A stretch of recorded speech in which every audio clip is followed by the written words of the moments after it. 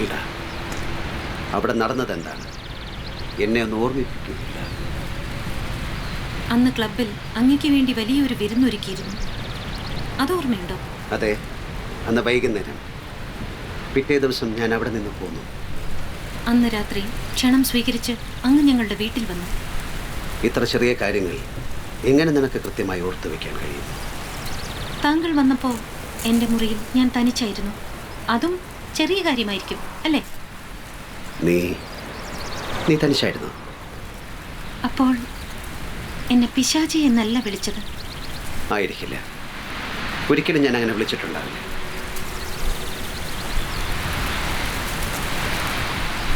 ആ വർണ്ണ വസ്ത്രത്തിൽ ഞാനൊരു പൂ പോലെ സുന്ദരിയായിരിക്കുന്നു എന്ന് അങ്ങ് പറഞ്ഞു. ഞാൻ രാജകുമാരിയാണെന്ന്.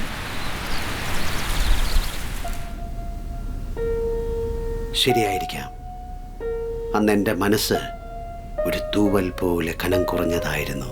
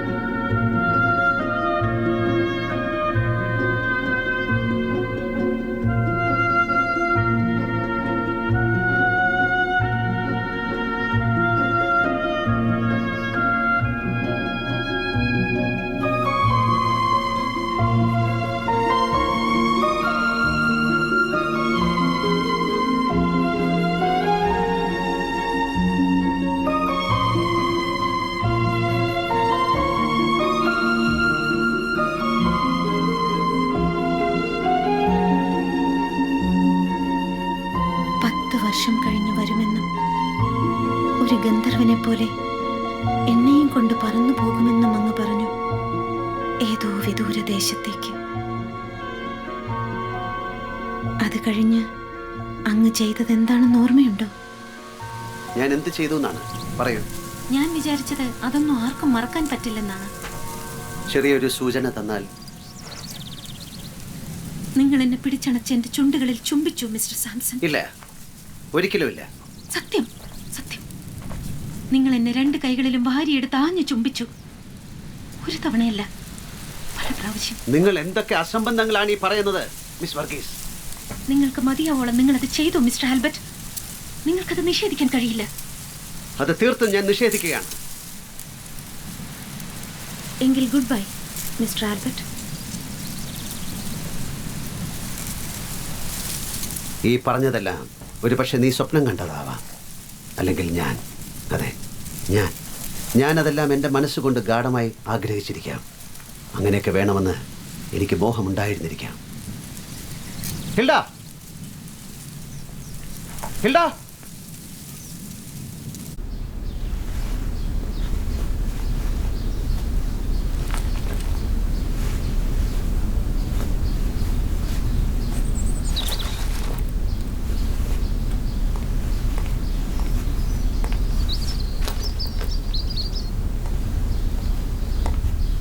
ഹിൽഡ,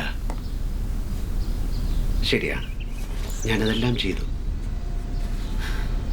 ഒടുവിൽ അങ്ങ് അതെല്ലാം സമ്മതിക്കുന്നു. നീ പറയുന്നതെന്തും ഞാൻ സമ്മതിക്കാം.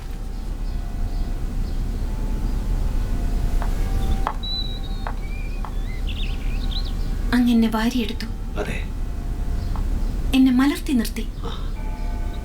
എന്നിട്ട് എന്നെ ചുംബിച്ചു. അതെ. ഒരു തവണയല്ല. അതെ, ചുംബിച്ചു. പലതവണ. നീ പറയുന്ന അത്രയും തവണ. ഓ, അവസാനം സമ്മതിച്ചല്ലോ. അത് മതി. ഞാനതൊന്നും മറക്കാൻ പാടില്ലായിരുന്നു, അല്ലേ? ഒരു പക്ഷേ അങ്ങ് ഇതുപോലെ പലരെയും ചുംബിച്ചിട്ടുണ്ടാവാം. ഇല്ല ഇല്ല, എന്നെ പറ്റി അങ്ങനെ കരുതരുത്. പറയൂ, പിന്നെന്തുണ്ടായി? പിന്നൊന്നും സംഭവിച്ചില്ല. അപ്പോഴേക്കും മറ്റതിഥികൾ വന്നു തുടങ്ങിയില്ലേ? ഓ, അതുപോലും ഞാൻ മറന്നുപോയി. ആ ദിവസം ഏതാണെന്നെങ്കിലും ഓർമ്മയുണ്ടോ?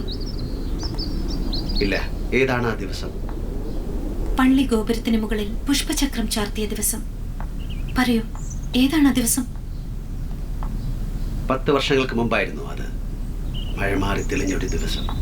കൃത്യം 10 വർഷങ്ങൾക്ക് മുൻപ് സെപ്റ്റംബർ 19-ാം തീയതി. നീ അതുകൂടി ഓർക്കുന്നോ? ഇത് സെപ്റ്റംബർ 19 അല്ലേ? അതെ, 10 വർഷങ്ങൾ പൂർത്തിയായിരിക്കുന്നു.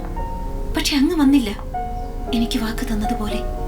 അത് വെറും ഒരു തമാശയായിരുന്നിരിക്കണം. നീ തീരെ കൊച്ചുകുട്ടിയായിരുന്നല്ലോ. അതൊരു തമാശയായി കാണാൻ മാത്രം ഒരു കൊച്ചുകുട്ടിയൊന്നും ആയിരുന്നില്ല ഞാൻ. മതി മിസ്റ്റർ ആൽബർട്ട്. 10 കൊല്ലം കഴിഞ്ഞിരിക്കുന്നു. എനിക്കത് വേണം. അങ്ങ് വാഗ്ദാനം ചെയ്ത എന്റെ സാമ്രാജ്യം ഇതാ ഇവിടെ, ഇപ്പോൾ.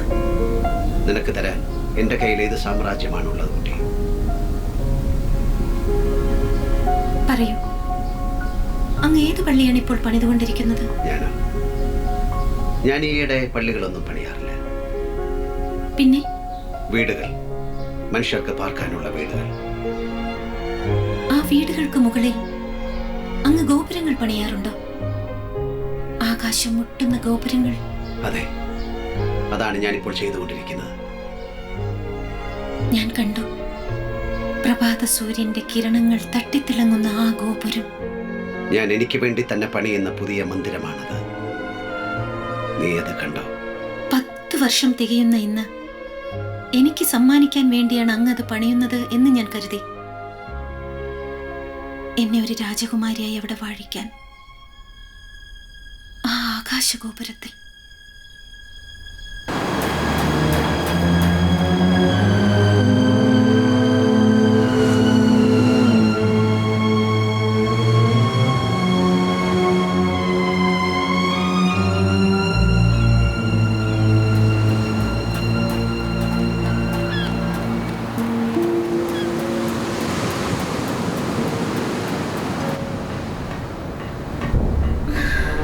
Alex, come on.